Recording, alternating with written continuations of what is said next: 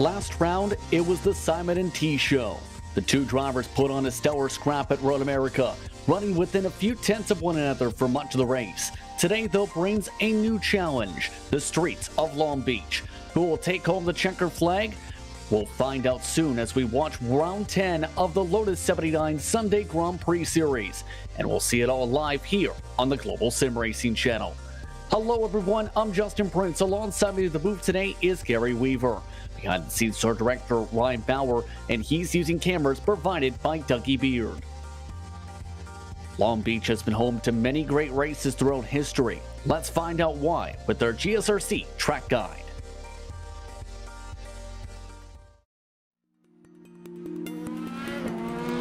Welcome to Long Beach. Nestled into the south side of Los Angeles and running alongside the Pacific Ocean, this street circuit has made the port area world famous. Both Formula One and IndyCar have called this 2-mile, 11-turn circuit home.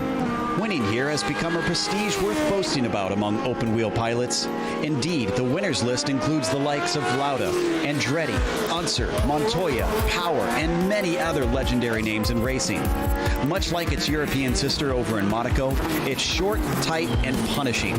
But unlike Monte Carlo, this circuit emerged from a rundown piece of California coast to grow into the glamorous location it is today. Down into Turn 1 at the end of Shoreline Drive is where the majority of overtakes tend to be made. But sneaky passes can also pop up in places like 6 on the way into Pine Avenue, or Turn 9 at the end of Seaside Way. There's also 2 distinctive landmarks notorious for causing track blockages. The fountain section, with all its beauty, is a single-file affair save for the first lap. And the hairpin has been a staple here, even though it's changed locations a few times. In fact, that last hairpin not only includes the dangers of getting tangled with another car, but the important nature of getting the best exit you can to keep your rival from having a chance to pass you into the first corner. It feels appropriate that California's signature street track is a hop, skip, and a jump away from the beach. But while others might be trying to attack the surf, our drivers today will be attacking the corners instead.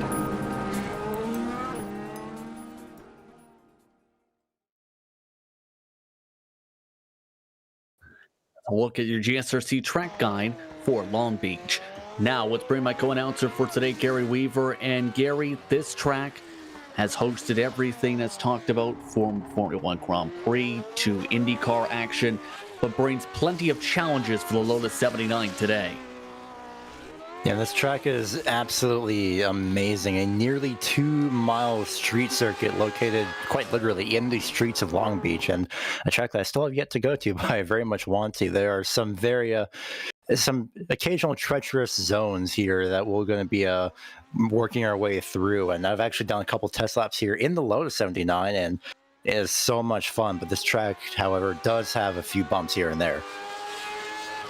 It's going to bring some major challenges for some of our competitors today. So let's take a look at how things are shaping up for the championships entering today's round. And it is tight, to say the very least. Andy T holds on to the points lead by 3 points. Tomas Simon with Severi Seppa 100 points back. Gerald Frisch is 105 points back. Then you have Vasker Lamy, who is 148 points back in the driver's standings entering today's round. Very tight championship battle, to say the very least, amongst those competitors. It's also been very tight when it comes to some of the drivers for the team side. 30 points the separation between Paramount Racing Team Brabham and Scuderia Ferrari entering today. Then you have Team Williams 50 points back with Seppa and Herner in that team. Our Team Racing Team Lotus 54 points back, and then the Arrows Racing Team 107 points back entering today's action. With that, let's take a look at the race details for today, Gary, as we get ready to go racing for 35 laps. Yeah, it is round 11 of 12, the second to last race of this season. As you mentioned, of course, 35 laps. Open setup as well for this race, so a lot of drivers are going to be making some final adjustments to tire pressures, ride heights, whatever they have to do if they need to. Incident points, 17 incidents is a drive-through penalty, and then 25 incident points is a DQ. However, with this track being a street circuit, well, luckily, the ever so famous off tracks are not going to be too much of an issue. However, you do have walls surrounding you on every single side. Drivers are in the midst of 8-minute 2-lap solo qualifying for today's action, as these competitors will make their way around this 11-turn street circuit with, at the moment, Turk at the top of the board. Escalami is in second, then you have Prix in third position for the time being. Severi Seppa is in 8th position, following on board with him. He's on his second lap. Right now, riding on board. This is one of the treacherous parts of this track, right up against the outside wall, and right here you can just see how bumpy it is. That's the most fun portion of this track, I'd say. It's such an amazing sweeping portion of corners here.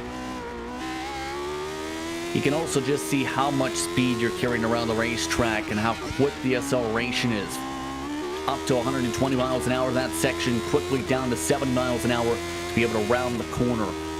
Very quick today, to say the very least, as Andy T looks to try and put himself up on the board.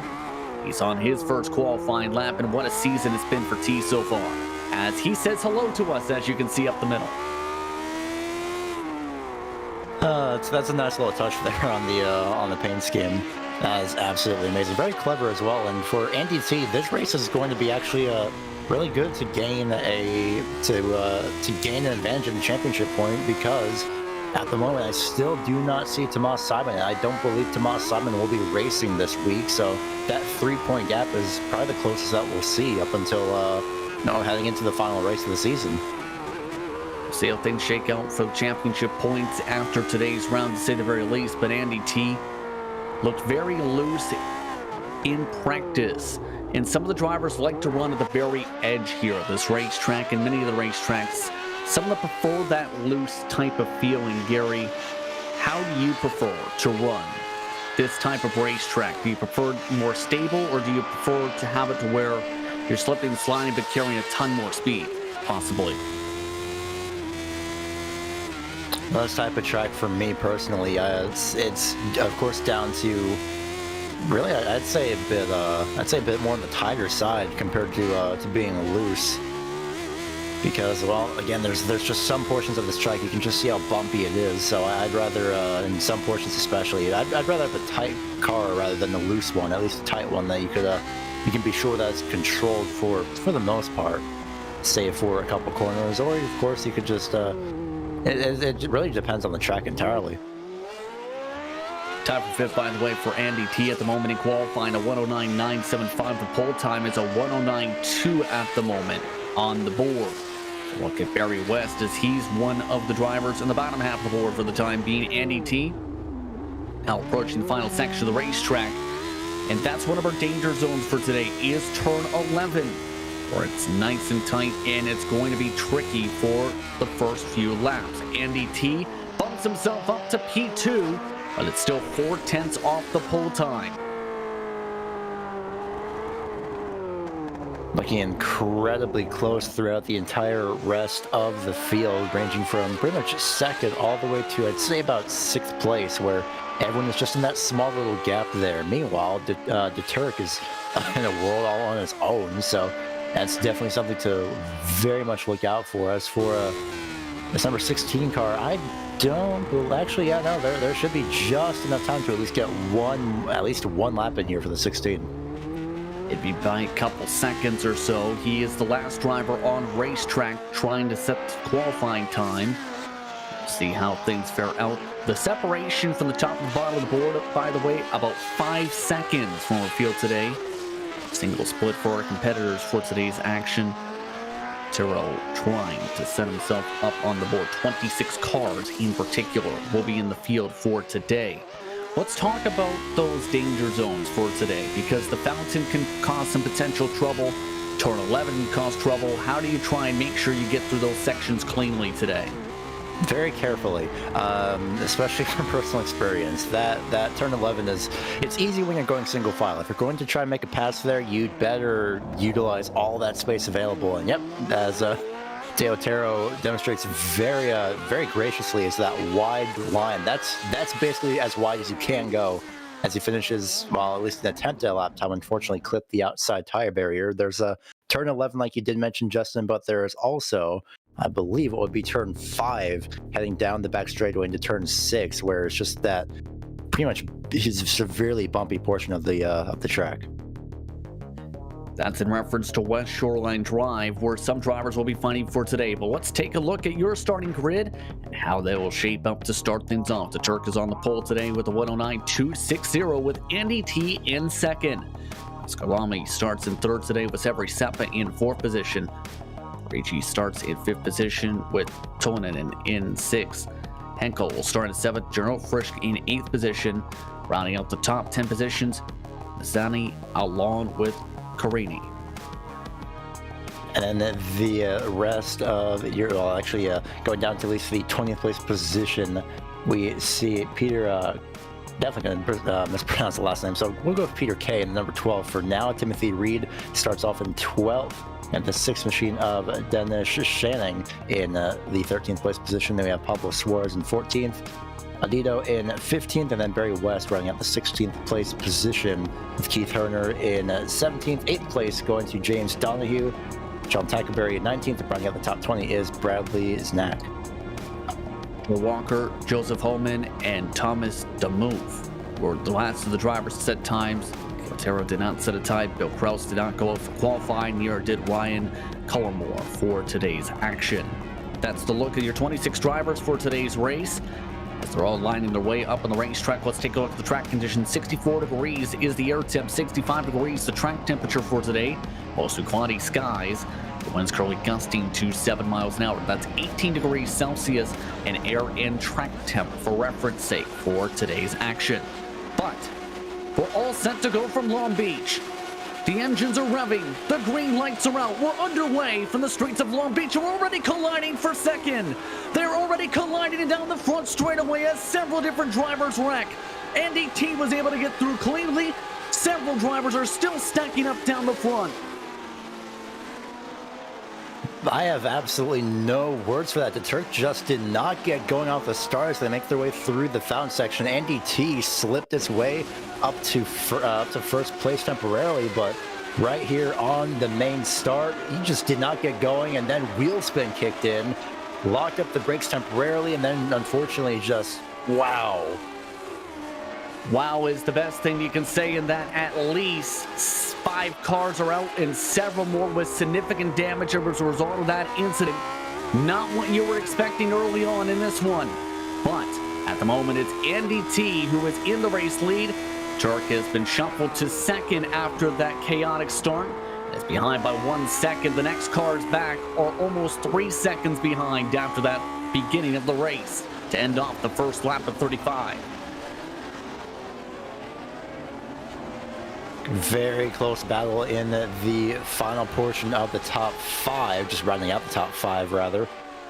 For third, fourth, and fifth being led by Andreas Henkel in that number 4 machine. So, wow, just that's all the words I have to say for that. As well, we ride on board the number 12 machine, just running up the top 5. Then a bit of a gap to the 19 of Kurani as he makes his way through the fountain section just a ways behind. So now how does this change the mindset of how you approach the race, knowing much of the pack is now spread apart? You've got several drivers who are going to be running with damage. One has already had to duck in for repairs now under this green run so far. So how do you now approach this if you're some of these drivers to catch up and try and spar for some of these positions? And for some of these drivers, I'd start to take it easy if that would be the precedent to start off the race. Just as the drivers are going into the first corner, I'd back out a bit, at least take things a little bit of a more cautious approach, especially as Henkel gets quite a bit sideways through turns 9 and 10. Still manages to hang on to it. Back end kicking out from Konoseni on that number 12 machine on the hairpin exit, but still just able again to keep things in line. By the way, Andy T setting the fastest lap so far, a 1:10.856 at the front of the field. He's slowly growing the gap. It's been a stellar season for T, to say the very least. Looking nice and smooth right now through this section of the racetrack. You can see from the back end that the Turk, losing a bit of time, had to lift off the throttle to try to avoid the bumps in West Shoreline Drive. Looking just through the gearbox to the Turk there. for a few corners as T gets very, very close with the walls. But man, oh man, what few opening laps this is. And I think the Turk might be closing the gap just ever so slightly. We'll see how things fare out later on. He's riding on board with Timothy Reed, looking ahead at Otero, who slipped his way, by the way, up to 11th throughout all of that. Because remember, we saw him start at the very back of the grid, just about 24th place.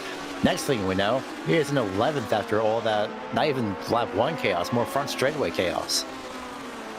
That is a plus 13 for him after avoiding the carnage. And now it's looking nice and smooth right now for the time being. What are the best passing opportunities for drivers like him, in your opinion, for today if you want to be able to make a move? I'd say the best passing opportunities for drivers like Otero, well, De Otero, technically speaking. For sure, the front straightaway, the straight portions of this track where you have that slipstream available, and especially with drivers like John Tackenberry in that number 21 machine, who is just up ahead of him for that 10th place position. A few drivers exiting pit road, as we see as well, getting their repairs complete as we ride on board a bit further back. Barry West, by the way, just got shuffled back to 8th position, nearly made contact. You can see, though, already some front wing damage, and it's very easy with these cars to get damage here. He's got a lot of it now in that front nose. So far, I'm double-checking the lap times, well, in this case, the qualifying times, as we do see a bit of that front wing damage. Hopefully, it won't be too much of a hindrance, but again, it's just something that we'll have to wait and see how things play out as these laps wind down. As we go further on through this event, something that I was keeping an eye on, the previous top 3 qualifying times were 109.7, 0.8, and 0.9. Well, this race is a 109.2, 0.6, and another 0.6, well, 6.5, technically speaking. So we could be on track, quite literally speaking, to have a new world race record lap, which currently stands at a 109.849, interestingly enough. That would be very interesting with the amount of fuel burn indeed, because these cars get quicker the lighter they get, keep in mind. So that's something to think about for the future here. We're already approaching 30 laps to go in this race. Several drivers just getting themselves into a decent rhythm so far. Keep in mind that the tires don't wear in these machines really at all. If anything, the cars, like I mentioned, get quicker. The run goes on as you burn off the fuel. Especially with the slipstream effect, we could be seeing that fast lap come from anybody at this point. Again, the fastest lap being from Andy T so far, being just about 4/10 off of that world record race lap. So if that's how it is about, say, 3 to 5 laps in, look as wow, 12 just sends it through the fountain section, possibly one of my most favorite sections of the racetrack. Aside from, well, of course, the entire thing. Could be looking to get that 4th place position, actually, from Hankel, but with Andy T, again, about 4/10 off as the fuel burns off. That could be helping out a lot, but it could be helping out the 12 here, not so much the 4, though. Yeah, Hankel seems very loose right now through some of these sections, drifting the back tires at the moment. Just that 12 machine hasn't been able to take advantage quite yet, as if anything has lost some time throughout this section so far.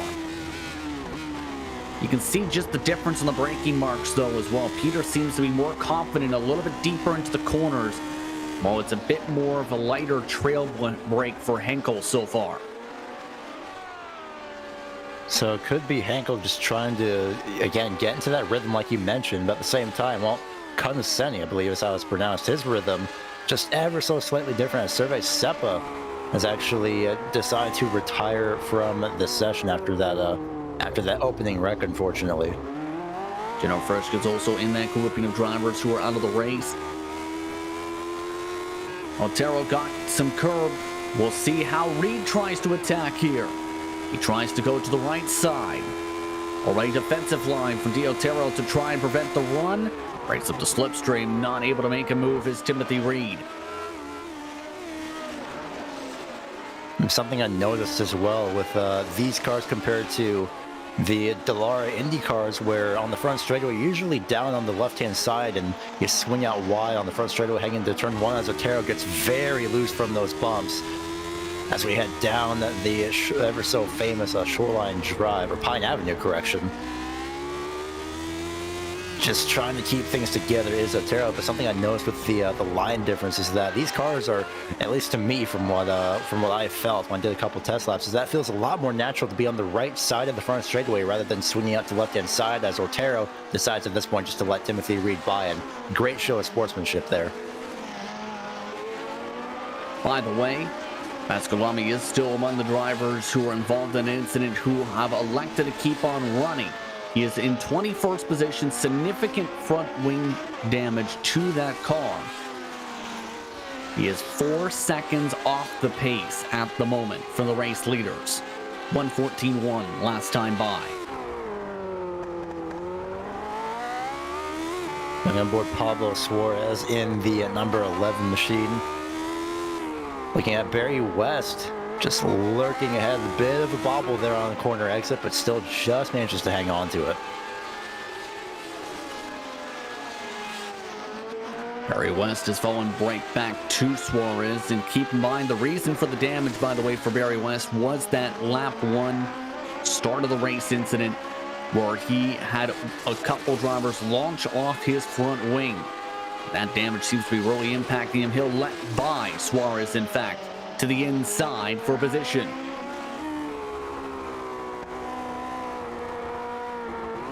Suarez now a +6 on the race. Barry West only a +7, despite that trouble to the front wing. I'd say, in all intents and purposes, that's pretty much the best thing that he could have right now as we take turn 10. Two drivers locking up their tires, unfortunately. Pierre Coseni still just riding in that 5th place position at the moment. It looks like Henkel has just been able to pull a bit of a gap, and now is very slowly but surely catching up to number 9 of Perigee, Alessandro Perigee, who we really haven't talked about throughout this entire event so far. He's been quietly running into a rhythm of 1:11 flats. That's half a second off the race leaders, yes, but Perigee has been able to have a nice rhythm in that 9 machine throughout this run. But now they're within the slipstream right behind, and that's going to be very critical here at this racetrack with the long straightaways here in some of these circumstances to be able to try and close up. And just from that shot alone, it seems like those drivers are pretty much an equal distance apart, but from here you can see just how close that distance is getting now between that number 4 machine and that number 9. Last time by Henkel, a 1:10.5, just a couple tenths off the race leaders, a 1:10.994 for Perigee. T in the 3s, meanwhile, up at the very front. And T he does have the damage. Yes, he managed, I think, with some of the curbing. That's something I just noticed, and that would be that would pretty much be a staple here of Long Beach, and you see right there on that. In this case, the driver's side, the driver's left-hand side front wing. You see just a few where the scrapes are. It's nothing too major, of course, and he has been running most recently, at least 1 minute 10 seconds that time around, so about 5 tenths off. He's been up and down in terms of lap times from a 10.3 to 10.8 most recently, so in a way, relatively consistent with that damage. Pasqualami is now out of the race, by the way. After his troubles, he will now be scored 22nd position on the racetrack. As you see now, the Otero's still trying to hold off Timothy Reed. Reed's taken a couple different peaks before, but he has now significant front wing damage. That is the thing I think that's hampering the most here in this fight. You can see just how much it's hurting him down the straightaways. He seems to have the pace in the corners, just can't get the run down the straights with the damage. I mean, look how fast he closes up here through the fountain section through De Otero. He's a 10th faster, Reed was. And again, like you mentioned, this is showing right here. He's so fast, so much faster throughout the corners, but it's that straight line speed, is the slipstream that just does not help from that front wing damage. But this is in a way a track that has the best of both worlds in a way. Straight line speed, especially with that main front straightaway, but with this cornering that Timothy Reed is doing, he's looking very likely for a 11th place position at the moment.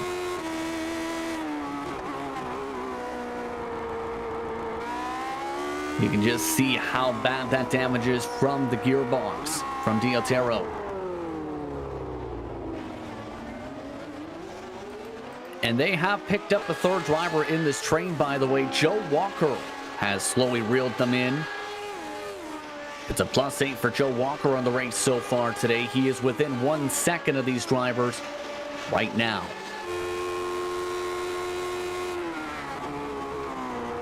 And the only damage he has, in fact, we could just about see it from here, is that right front wing. It's only slightly bent, so it won't be too much of a major issue. And actually matched Reed's lap time of a 12.1 from the last time around. But now D'Altero and Timothy Reed are both running a 12.8. So Joe Walker at this point now could be looking at an 11th place position. One bit of trouble should be worth noting for the 19 machine in the battle going on for 5th position. He overran his braking mark and just about ran his way into another street. No damage on his machine, but he did lose several seconds, was gaining to the back end of the 12 machine on the racetrack. But speaking of gaining up, they're gaining up into Thomas Delmuth, who has stopped to the side of the racetrack. I just caught that as it happened. He has now decided to tow. Unfortunately, took Shoreline Drive way too hard. And at that point right there, and another driver that actually made contact, I believe. That's the 26 of Ryan Collymore, and it was just nowhere to go, backing up, unfortunately, at the wrong time, trying to get off the wall. And, well, that is pretty much a race over now for Delmuth. Now, here's one of the main things here at this racetrack is going to be traffic. They are approaching lap traffic for the race lead, and it is starting to close back in now. Last time by, Andy T lost 1 second, ran a 1:11.9. Ended up losing a ton of time as a result of having to dodge that car that was stopped to the side of the racetrack, and now has lost a bit more time trying to get around some more of this traffic. We'll see how he fares as Turk is seeing that lead just close up. He sees Andy T directly in front of him, closing that gap with the slipstream as well. Luckily, they clear lap traffic for the time being. Only a couple cars, and I say for the time being because they are going to be catching up to 23. Joseph Holman here in about pretty much the next lap, I'd say. So Turk wanting to capitalize on this as soon as possible. Be a great time to capitalize after his major mistake at the start of this race, as now they're within the traffic of about a couple car lengths. It's Joseph Holman who will move to the side of the racetrack this time, the Udox machine, and bring in the slipstream now for Turk. Within 0.3 of a second, 1:10.3 last time by, was really able to capitalize on the traffic. A bit more deeper on the brakes, just can't close up to be able to get close enough for a move quite yet. Not close enough for a move, unfortunately, but he is right there. So Turk will be chomping at the bit here, coming to 20 laps to go. As they just make their way, let's say chomping at the bit, and that definitely shows right there as well from the onboard. Just a bit of a bobble, not only from the bumps, but from how much that 7 machine is just being pushed right now with that lead just directly in front of him. Keep in mind that Parigi is currently in the midst of the battle for 3rd position as well, with some of that same traffic. Henkel is now within 3 car lengths of him and has been able to take a couple peeks here and there. In fact, he's saying hello and says goodbye to Ryan Collymore this time. And just seeing that in the gearbox cameras, he just gets to it. I think a bit of a bobble. Both drivers, I think, a bit sideways from pushing off out of the hairpin. My, oh my, NDT again sets the fastest lap of the race now, 1:10.143, heading into the 20 lap to go point. And that was 0.4 of a second faster than Deturk. Looking back in the battle for 11th position, Timothy Reed still staying within this grouping. They have had Joe Walker close in by a couple car lengths though, as well in his 17 machine. So they're nose cone to nose cone to nose cone. A little bit of bumping and banging with the inside wall just about for Timothy Reed. Really bumped and banged his way across that racetrack in turn 11 as they make their way down East Shoreline Drive. Down the front straightaway, Joe Walker with a huge run on the front straightaway, looks for a move on Timothy Reed and backs out of it way too late, he decides. But he knows that he can get that run, so this battle is fired up once again between De Otero, Reed, and Walker for that 11th place position. New purple lap for the race to Wow. with a massive one of a 110 flat. Was able to get a lot of slipstream down the straightaway. That's the big advantage on that mark. But you can see he has lost some time once again. It seems like Andy T is quicker once they get into clean space. The Turk, meanwhile, seems to be able to capitalize better on the traffic itself, be able to gain time when there is dirty air in front of Andy T. One answer back though from Deturk from that last lap. Andy T goes with a 110.1, and then Deturk answers back with a 10th faster than that, which is absolutely incredible. Not only that, but as well as 2 tenths faster than the previous lap on that 110.2. So again, just looking at that likelihood of having that race lap record broken again, the 109.849. Is the key number there. Yeah, the focus right now, I think, for some of these drivers, maybe that fight as Bradley Snack will let them on by. They've already lapped their way up to as high as the top 14, so half the field just about is pinned a lap down.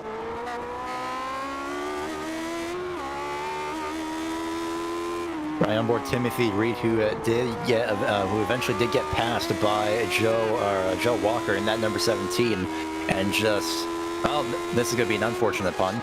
Walking away is, well, Joe Walker with that 12th place position, especially now that he's in at least temporarily clean air for the moment. But De Otero is going to be, of course, the next driver in Walker's sights.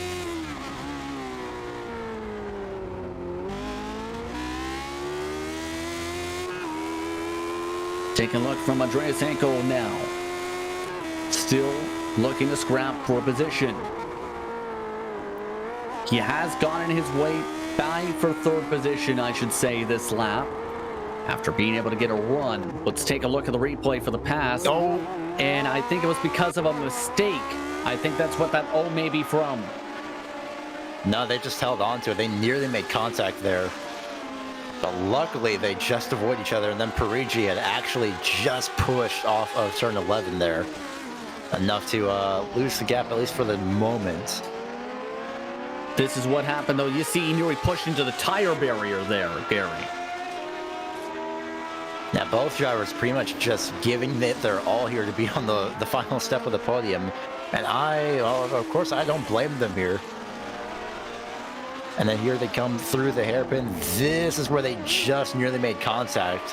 And that's where Parigi was just sideways off the corner, almost dirt tracking it, essentially. But some drivers just like to have that handling like that when thinking back to some of the drivers who have ran this series. So there is that loose feeling that drivers prefer to have. They like to dirt track it around these tracks. I mean, with the tire wear rate pretty much being almost little to non-existent, considering how much these drivers are pushing it, I do not blame them, of course, for pushing those tires to the absolute limit when it comes to this track. As, yeah, De Otero was very, very close to the outside wall there. That's going on for the battle for 12th position now with Timothy Reed, who still is trying to hold on. Keep in mind, Joe Walker has passed by both of them. He's been able to build up a buffer since then.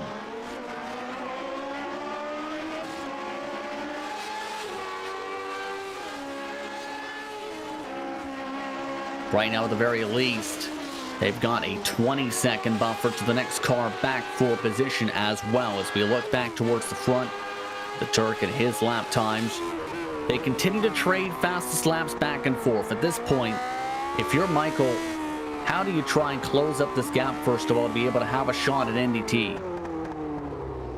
Well, this corner right here is going to be the key thing, the hairpin. And, well, but when I say that, he actually pretty much nails the hairpin. So there goes that. It's just a matter, of course, also being consistent, trying to be in that slipstream as quite often as possible, as NDT again sets the fastest lap of the race, 1:10.052. It's just, I wouldn't be surprised if the Turk tries to answer back here, but through the fountain section, essentially, you have to pretty much go almost nearly in a straight line at some point. It's almost like a bit of a chicane of sorts, a double chicane, but it's a lot here throughout these corners, especially Shoreline Drive's corner exit. We have to be so smooth and very careful on the power with those bumps. And something like that right there for NDT, a line like that where you have to correct, is not going to help out too much. Running right to the very limits and the very edge of this car. And another massive drift for T that time in that section of the racetrack. Lost him a little bit of time. You can see once more, though, in the hairpin, how much wheel you have to put in just to be able to round the corner. Yeah, hairpin has been very, very infamous for pretty much just for being turn 11 entirely, especially on the pace laps where drivers, even under pacing conditions, are infamously not able, just unfortunately not able to make it through that corner. So under race conditions, it is significantly more difficult. So it's a matter of a lot of car control, of course, as we continue to watch that. Keep an eye at least on third place between Henkel and Parigi. About 0.6 of a second separates those two. What a massive tank slapper of a slide for Henkel that time, really leaning on the right rear tire, leaning towards the right rear once again, Parigi, as both of them are slipping and sliding here. Parigi got the worst time loss from it, lost at least 3 car lengths.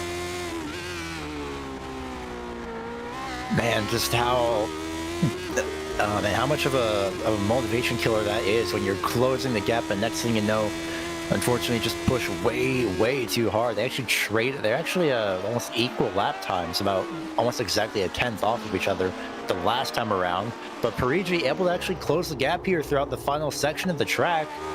And just like that, it's almost like it's never happened, although Henkel was able to just get a better exit off of turn 11, off that hairpin.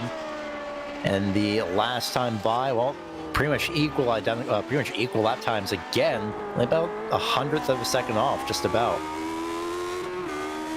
Checking back in on that battle for 12th position, by the way, this is the next grouping of cars that it could fall a lap down here, because Andy T has closed into these drivers. And now this is going to be intriguing how they handle this, because Andy T is running lap times up to 3 seconds quicker than them. Timothy Reed will let him go, in fact, sacrifice the time. How will Diotero now handle it in the 16 machine? We'll see as we head through turn 11. Wouldn't be surprised if he moves to the... Nope, never mind. I was going to say moves to driver's right on the front. Straightaway, Andy T takes the very, very narrow line exit. And so does Michael de Turk in that number 7 machine. So these two have quite a ways between them now. Michael in the past few times was able to capitalize on traffic. That time, not so much. Still has to be able to get by one more car as well. Keep in mind, the 16 did scrape the wall before. Oh, no. Now a big checkup. This is going to cost him a ton of time. Now I was thinking and almost hoping that Diotero would move over to the right-hand side, and he very, very quickly backs out. Here comes Timothy Reed for trying to get in on that. That's just not going to happen as of right now into that corner. Diotero actually taking the defensive line as well. Well, this is what happens. That's what happens when you have two battles crossing over each other at once, and just like that, it's almost like it never even happened, although that distance between De Turk and Andy T has significantly widened. If anything, he's broken the toe as a result of that battle. As we check back into the battle for third position, Prix continues to apply the pressure to Henkel. So far, it seems to be pretty successful as Henkel actually locked up the left front tire there. Only so momentarily, a quick 180-degree turn, and both drivers pushing it. I did see Henkel's the back end of that car just ever so slightly wobble a little bit on corner exit. Again, just how much these drivers are putting onto, or pretty much putting onto these cars. Change for position, by the way, for that battle for 12, because D'Altero ended up having a tank slapper where he slapped the tire barrier coming out of turn 1 and cost him the spot to Timothy Reed. That's why you see significant right front wing damage now as a result of that. Let's take a look at GSRC replay. It'd be in Sector 1 coming down into turn 1, approaching Aquarium Way. I see both these drivers just normally making their way through D'Altero, and oh man, just again, both drivers just having a very wild exit essentially. Down the front straightaway they go. Everything's up and everything's pretty much fine and normal up until corner entry where D'Altero hits the brakes, carries a bit too much speed, nails the outside wall, and what an avoidance that was, locking up the tires. And Timothy Reed just able to get by after all that. Here's a look from Timothy Reed. And you can see that slide and a quick reaction to be able to avoid it. And now Timothy Reed is actually caught up now to the 17 machine of Joe Walker for 11th place. These drivers have been together for essentially the entire race. The last spot at the moment, that is one lap down. Timothy Reed trying to close up indeed to Walker. Walker now has wing damage on both parts of the front his car, but remember, Reed's dealing with significant front wing damage that's hurting down the straightaways, going to need to really claw his way through some of these corners for a good shot here with 9 laps to go for these drivers. And with that 9 laps to go comes the noticeable difference now. It was 1.7 seconds of a difference between T and the Turk after they had split their way through lap traffic, and now it's 2.1 seconds now actually, as that lead just continues to grow. So at this point, as the Turk, I'd say, well, just focus on setting not only fast but very consistent, clean, and controlled laps at this point. You see that lap 24 plus 0.8 of a second. That's when they have to deal with that lap traffic. We were expecting traffic to become a factor. It has been a factor. And for T, they've been much more gradual. Oh, no! T's in the wall. The Turk takes the race lead. Unbelievable. He can't get back going right away. He's in the worst section of the track. Now he's got a clear track. That pretty much, it's not exactly race over essentially, but well, win over most likely after all of that, pushing way too hard. I thought he was carrying a bit too much speed, NDT was, and we're going to ride on board here. Working his way through lap traffic, heading down on the cross street down to Pine Avenue. The lap traffic lets him by, and then just carries way too much speed. The car just gets away from him. What a time to make that mistake in the closing stages. Michael de Turk is now in the race lead by 13 seconds. And as you can see, a terrible spot to be stuck where you have to wait to try and make sure you have a clean space pocket to be able to back up. NDT, who had led every single lap in this race, now with significant damage and 13 seconds behind. He is really drifting that car. He's riding the battle for several other cars as a result now. That battle for third is now conversion to a battle for second. This is going to be, this is absolutely huge, and unfortunately, this is, while it's not exactly going to harm NDT in any way, as Tomas Simon has not been in this race, it is still not the best thing to have happen for NDT. A second place isn't too bad. At worst, it could be, at the moment, a 4th place position. But again, if Anything can happen, as we have already seen from Andretti just pushing the limits of turn number 8 to the extent where, well, we see what has happened now. And Henkel could be in place for a second place finish. Prix could be in place for a very secure podium that we know of. But again, we have to wait for these laps to wind down further and further to see what happens here. You can see Henkel now sees the opportunity, the carrot on the stick, and there is a ton of lap traffic ahead, including the battle between Walker and Reed for 11th position. T just about jumped off some of the turtles that time, trying to gain some time. Lap traffic letting them through, as the only driver that is next is, well, speaking of, Joe Walker. Let's take the normal line through. Andretti, wouldn't be surprised if he was a bit more careful throughout that corner. Again, just the back of the car just got away from him, unfortunately, but that tow from Joe Walker is actually helping out quite a bit. That pace for Andretti seems to be showing once again. Right now, not the best passing opportunity to try and pass by the traffic as near contact wing to wing. T still trying to build up the run now on Joe Walker to be able to pass on by. Walker will let him go on the left side of the racetrack. Henkel likely will have to try and wait until after the fountain unless he gets optimistic here. He'll get optimistic here with a big send to get on by the traffic with a chance for second. He's quite late on the brakes, but he absolutely had that pretty much under control, and that was absolutely impressive. He sees that, like you mentioned, he knows that opportunity and that position is there. About 1/10 of a second separated the two's lap times at the start-finish line once they had mostly recently crossed it. So it's a lot. I'm sure Henkel just watching that lead, or not lead rather, second place, just barely pulling, well, quite literally pulling away from him. He sees that slipstream. He wants that second place. Prix, by the way, has lost a ton of time over the past couple laps. Ended up losing more than 3 seconds now to Henkel. Henkel's been able to pull away as a result of said draft as the lap on by the 20th place car on track. But down to the final 5 laps. What a race it's been for Detroit.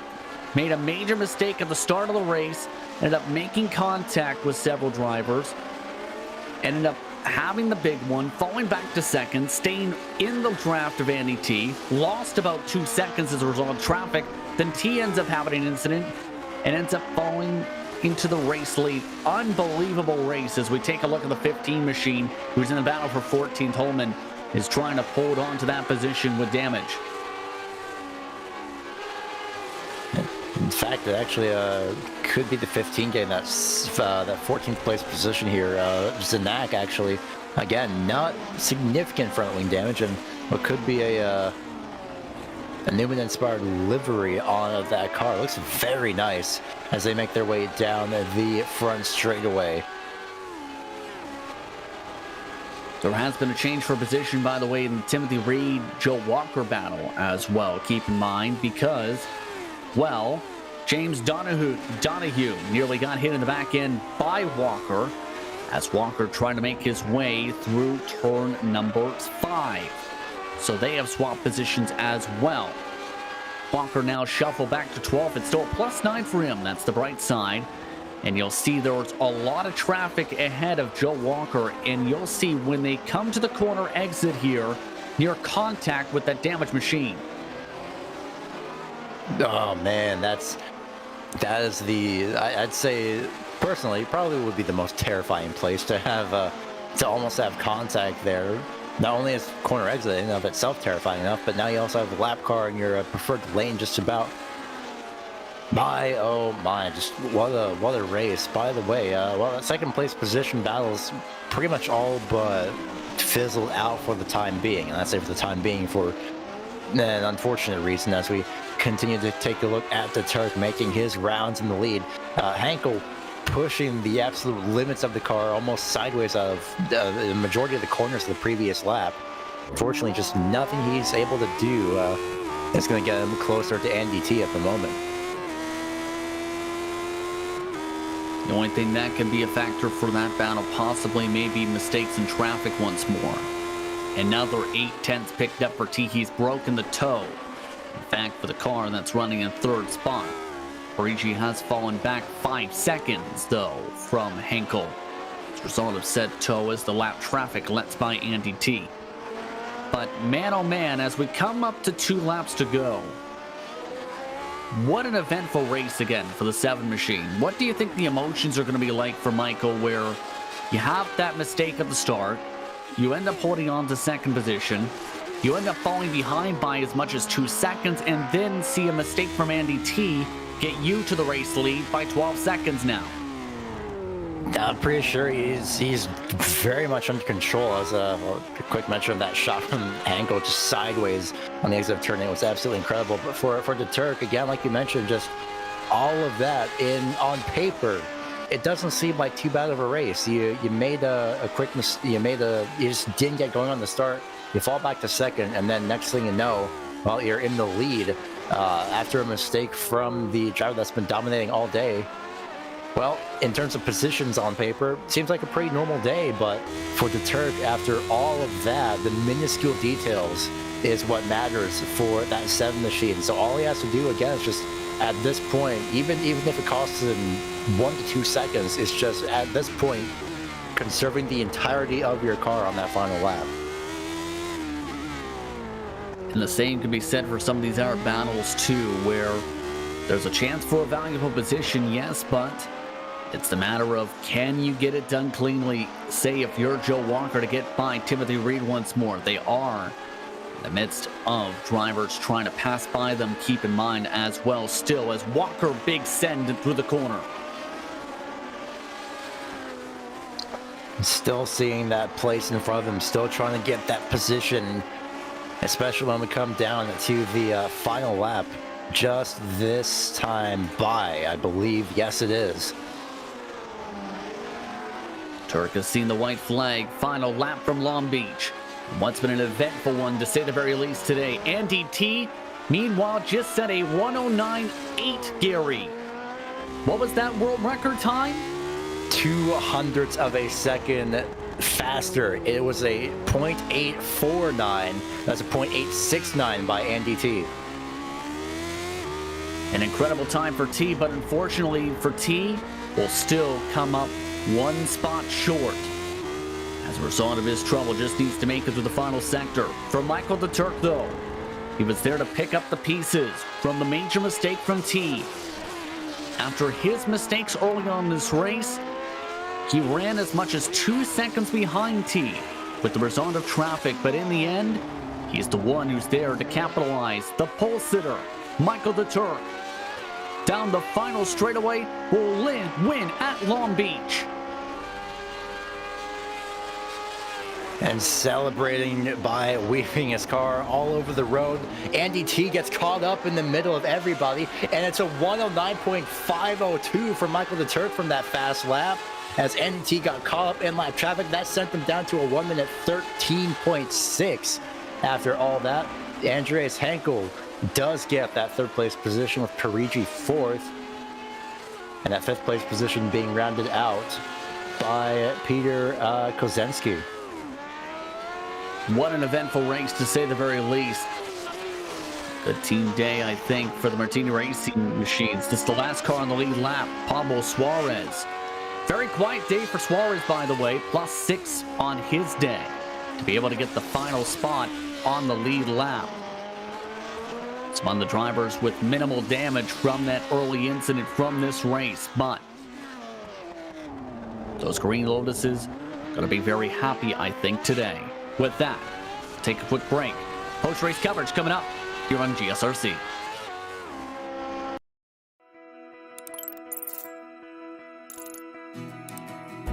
iRacing is a sim racing game that combines a true-to-life racing experience with an online community of virtual racers from all around the globe. iRacing offers a multitude of officially licensed cars and tracks, laser scanned with millimeter accuracy. Their car models and mechanical systems are based on real-world physics, engineered in cooperation with manufacturers and race teams. Their skill license system ranges from rookie to pro, ensuring members are always pitted against those with similar skill sets. Members are able to sign up for a weekly race series, compete in time trials, host a private race with friends, and participate in racing leagues created and run by the community. With over 170,000 members, iRacing works in partnership with renowned motorsports organizations like NASCAR to deliver virtual races based on the real-life NASCAR Cup Series, as well as many other series on the NASCAR ladder. iRacing also features team racing, providing a variety of options for members to create and manage their own teams. Race with friends or real-world teammates in full-length endurance events like the 24 Hours of Daytona, Spa 24, or the Bathurst 12 Hour. Additional partners include IMSA, World of Outlaws, Supercars, and IndyCar, allowing members to race in their very own Indianapolis 500, Bathurst 1000, Chili Bowl, and many more iconic events. This is iRacing, delivering the most authentic racing experience short of getting into a real race car. Sign up today at iRacing.com.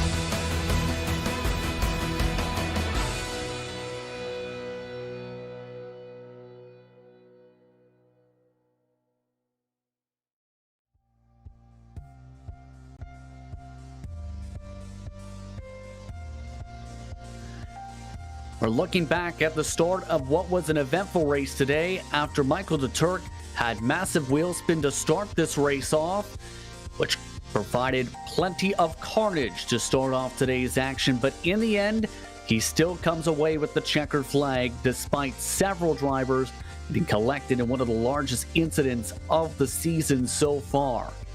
It was a fireworks-filled affair right from the get-go, Gary. What an eventful one, as Michael DeTurk wins by 15 seconds over Andy T. Andreas Henkel in third position with Prix in fourth, Kuczynski in fifth spot. Shianin will finish in sixth position, Karani in seventh, Suarez, West, Takaberry rounding out the top 10, Gary. And then 11th through 20th, we have Joe Walker, Timothy Reed, and Guillermo de Otero. All three of those drivers in the battle for 11th throughout the entire race. Bradley Snack, Joseph Holman, Keith Turner, Bill Kraus, 14th through 17th, respectively. And then Ryan Cullimore finishes 18th. Ivan Diadio finishes in 19th, and James Donahue finished in 20th. Delmuth finished in 21st spot. 22nd with Vasco Lamy. Then you have Sani 23rd, Tomanen in 24th, Frisch and Seppa, the last of the drivers, in the 26 car field.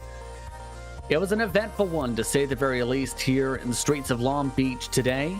And in the end, it's Michael DeTurk who was able to take home the checker flag. Michael, first things first, how are you feeling taking home the checker flag in wild fashion today?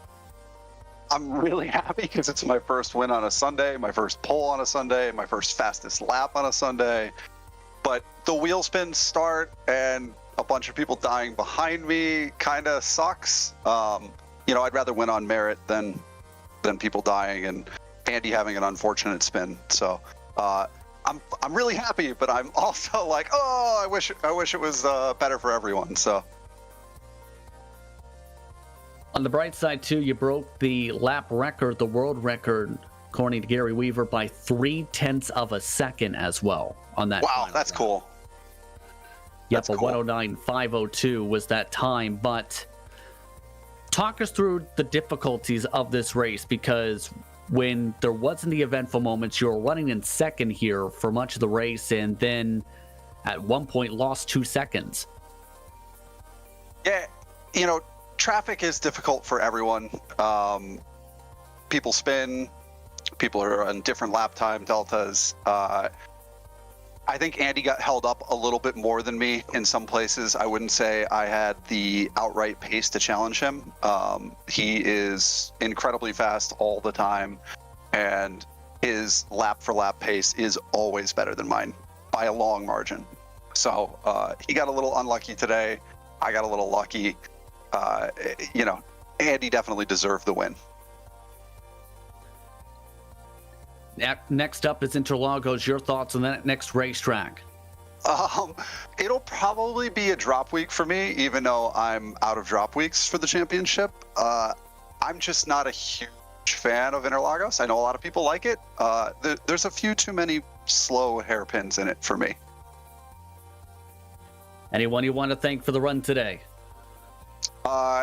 Mostly the guys who do sets, and we work together as a Lotus community to try to promote the series. Yuka, Severi, Tomash, Andy. It's a group effort, and we put sets up to try to promote the series. So if you haven't seen them, please go to the weekly thread on the iRacing forum. There's a link to our Discord. There's sets there. Anybody can jump in, and there's always somebody at your pace to race. Don't worry about that. Just come join us. Thank you very much for the time, Michael. Thank you. Michael the Turk coming away with a victory by 15 seconds over Andy T. Andy T is now standing by with Gary Weaver.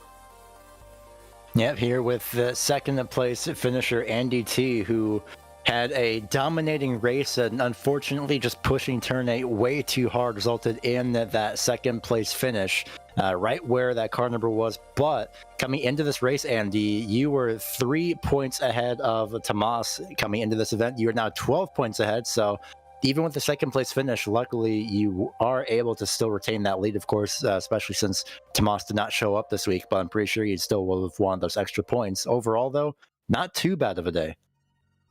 Yeah, that was a lot to digest, by the way. The turn 8 incident is not pushing too hard. I missed the downshift, and you need braking to get the car turned in. So, yeah, great. Lose focus for a split second, and you get punished. It was also the worst place in the world to spin because you can't see what's coming and you've got no room to turn around. Thankfully, I managed to get it turned around in front of Andreas and keep that position. But yeah, that was no fun. And as for the title fight, it changes nothing really. It was always going to be who wins Interlagos. So yeah, should be a good last week. And of course, heading into that last week of Interlagos, your thoughts, especially, well, how different of a track that is compared to Long Beach from this week. I kind of love Interlagos. People hate it because of the hairpins in sort of Sector 2, Sector 3, but I think it's fantastic. Bit of a high downforce track. The S is tricky in this car. There's a huge bump that absolutely murders you. So it's going to be interesting for sure. Yes, this is definitely a challenging portion. Also, I love the complete irony of your comment compared to De Turk's a while ago. He said there are too many slow corners, and well, you just said that exact reason why you like it. So that's in all intents and purposes, I think that's pretty wonderful irony there. But overall, again, a second place finish. Anyone that you'd like to give a shout out to for that finish today? Myself for a terrible performance. Well done, Andy. Top tier. Brilliant job. Michael for his win. Congrats, dude. Well deserved. Your pace is amazing this week. If you could kindly go away in future, that would be fantastic. Okay, great. Well, we are going to go ahead and let you go. Congratulations again on your second place finish. Of course, what should have been the first place finish, but we definitely hope to see more of you next week. See you guys. Thanks for the broadcast. That is second place finisher Andy T, and we'll hand it back over to Justin Prince, standing by with Barry West, who finished in 9th place. First driver lap down, but first things first, talk us through what was the eventful start to this race, because you had to deal with damage, it looked like, from that for much of this race. Barry West, do you have a copy? Can you hear me? We can hear you now, Barry.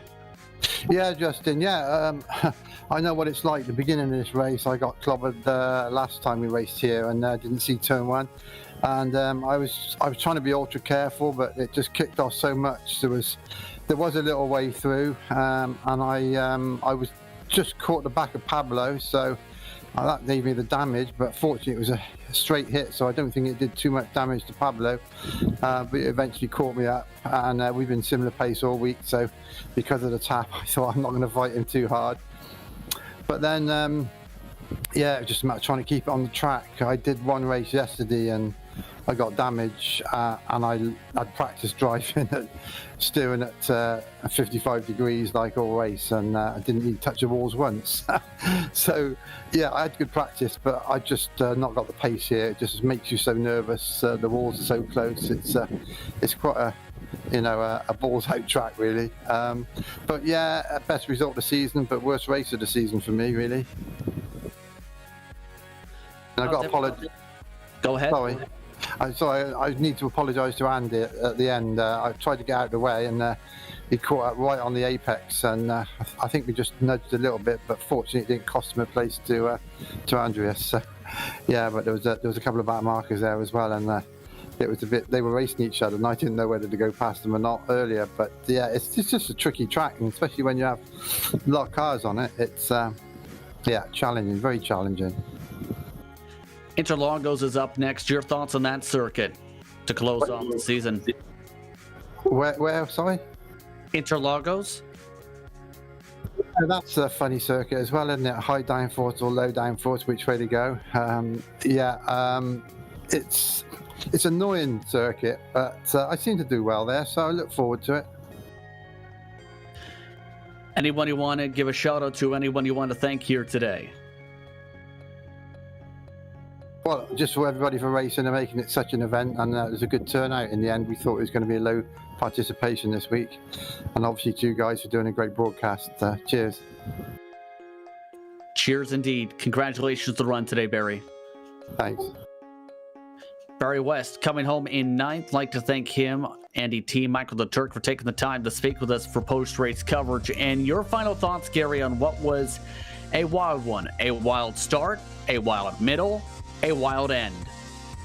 Yeah, that's pretty much what it is. It was absolutely incredible. This was one of my, again, just like I said at the top of the broadcast, one of the circuits that I want to go to at some point, hopefully in September, we'll see, but it's absolutely incredible to run in iRacing. It's so much fun, it's beautiful, and just the challenges that we've seen they put on today is, again, just another one of the reasons why I will very much enjoy watching races here and, of course, participating in races at this track and, well, commentating as well, because this race was definitely something to enjoy. Yes, indeed it was. But on that note, we'd like to thank the companies who provide the software and hardware for our broadcast listed up on screen. Additional thanks to Jude Lawn, who provides her wonderful music. See the screen for how to get a hold of more of her great work. Thanks to the team today, and Gary, Ryan, and Dougie. If you'd like to find out more about GSRC, including upcoming races, you can find it at Global SimRacing Channel.com, or you can check it out on social media through the outlets listed at the bottom and now middle of your screen. If you'd like to support the channel, go check out our merchandise store at simracingmerch.com/GSRC. Link is in the description of this broadcast on YouTube below. Don't forget to head to the YouTube page and subscribe, as well as don't hit the notification bell. See, but don't miss a moment here at the Global SimRacing Channel. As talked about, the next race goes to Interlagos on Sunday, June 6th. Coverage starts at 10:30 p.m. Eastern Time, 12:30 p.m. Eastern Time, I should say. We also have upcoming races for other series listed on screen, so check those out and mark them down in your calendar. Until next time, race clean, race hard, and we'll see you on the track.